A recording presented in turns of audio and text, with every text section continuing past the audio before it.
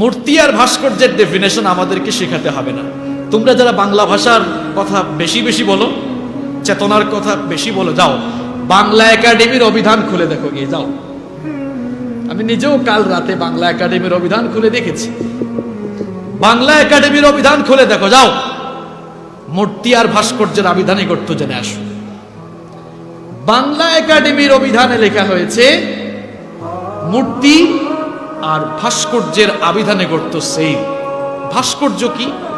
বাংলা একাডেমির অভিধানে লেখা হয়েছে প্রস্তর, পাথরকে খোদাই করে কোনো আকৃতি বা অবয়ব দেওয়া হলে সেটার নাম হয় ভাস্কর্য।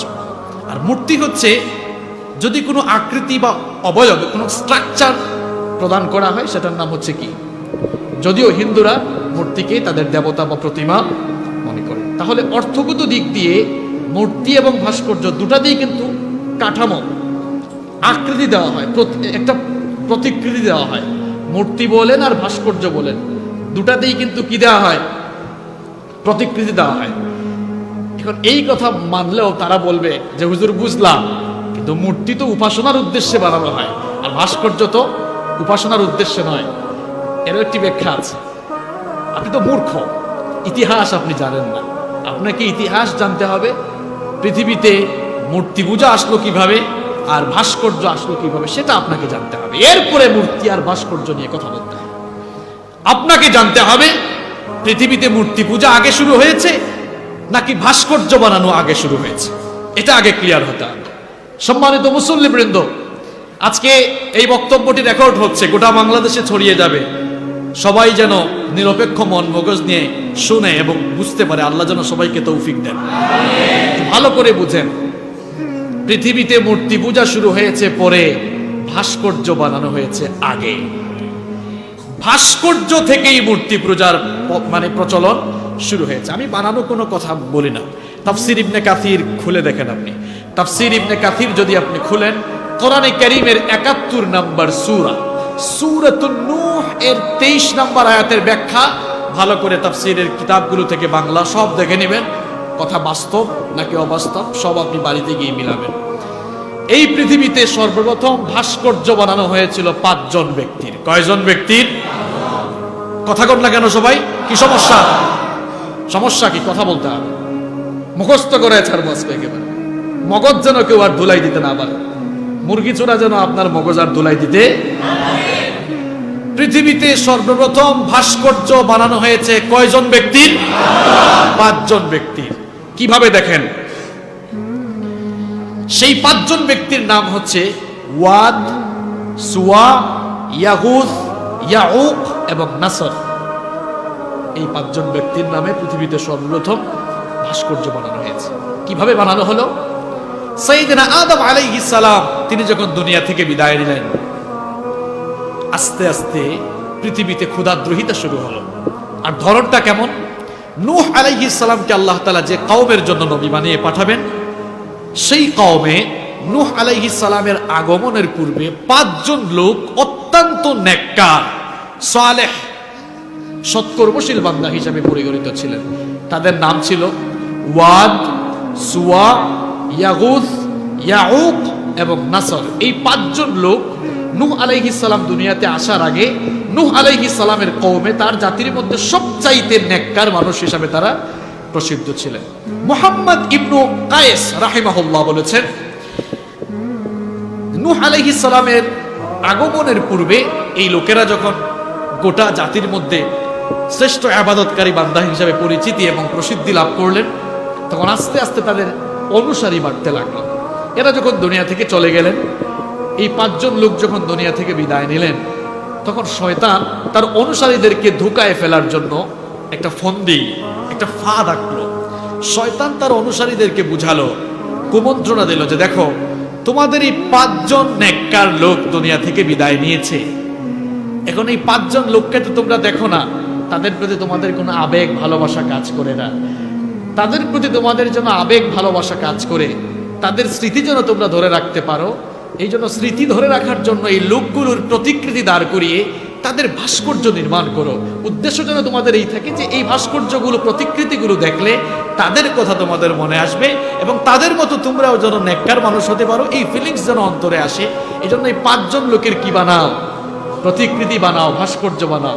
বলেন তো ধোঁকাটা পজিটিভ না নেগেটিভ? নেগেটিভ কেন হবে? পজিটিভ তো এটা। সে তো এটা পূজা করার কথা বলছে না। কি আপনার দিল এখানে আর মন মনে হয় বাসায় রেখে এসেছেন না?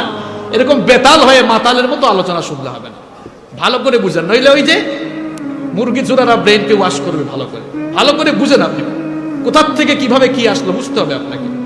প্রিয় ভাইয়েরা, শয়তান পজিটিভলি ধোঁকা দিল, এই 5 জন নেককার লোকের প্রতিকৃতি বানাও। এরা তোমাদের চেতনা, এরা তোমাদের ইতিহাস। কারণ এরা তোমাদের মধ্যে ভালো মানুষ ছিল। এদের প্রতিকৃতি দেখলে তাদের প্রতি একটা সম্মান অন্তরে কাজ করবে। তাদের মতো তোমরাও ইবাদত গুজার হওয়ার একটা আবেগ অন্তরে কাজ করবে। তারা বললো ভালোই তো, বুদ্ধি তো খারাপ না।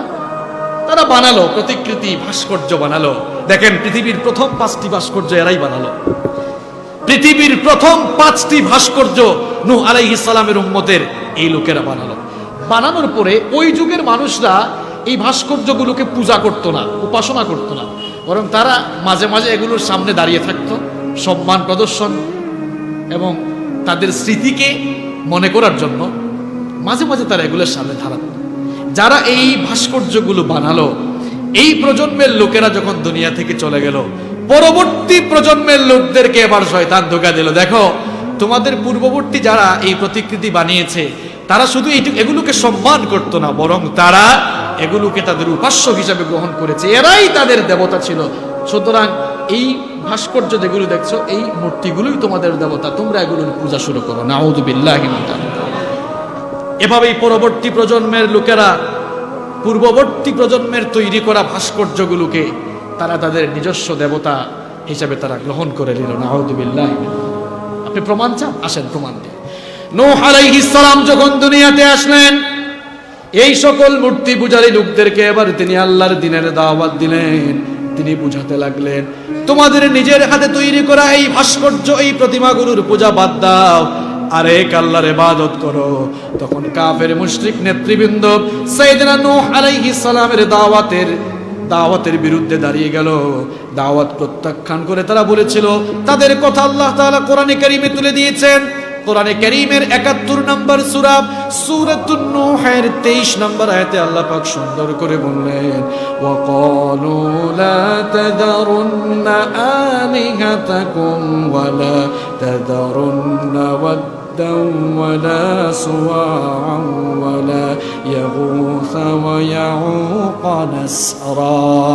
কাফের নেতৃবৃন্দ বলল, খবরদার, সাবধান, নূহের দাওয়াত শুনে তোমরা মূর্তিগুলো থেকে মুখ ফিরিয়ে নিও না, বরং তোমরা ওয়াদ, সুওয়া, ইয়াগুস, ইয়াউক এবং নাসরের ইবাদত তোমরা ছেড়ে দিও না। চিন্তা করেছেন আপনি? 5 জন নেককার মানুষ পরবর্তীতে 5টি ভাস্কর্যে পরিণত হলেন। এর পরবর্তী প্রজন্মের কাছে 5টি ভাস্কর্যই 5টি মূর্তি হিসাবে চলে আসলো। নাউযুবিল্লাহি মিন যালিক। আপনি বাংলাদেশের মানুষকে মূর্তি আর ভাস্কর্য বোঝান না? মূর্তি আর ভাস্কর্য বোঝান আপনি? পৃথিবীতে মূর্তি পূজা আগে আসে নাই, পৃথিবীতে আগে ভাস্কর্য নির্মাণ হয়েছে। ভাস্কর্য পূজারীরাই একটা পর্যায়ে মূর্তি পূজারী হয়েছে। এজন্যই বক্তব্যের শুরুতে বলেছিলাম, ইসলাম যেটাকে মূর্তি বলেছে, অমুসলিম হিন্দুরা সেটাকে প্রতিমা বলেছে, আর নাস্তিক মুরতাদরা কৌশলে সেটাকে ভাস্কর্য বানিয়েছে। সোজা কথা, মূর্তি কিংবা ভাস্কর্যের সাথে ইসলামের কোনো সম্পর্ক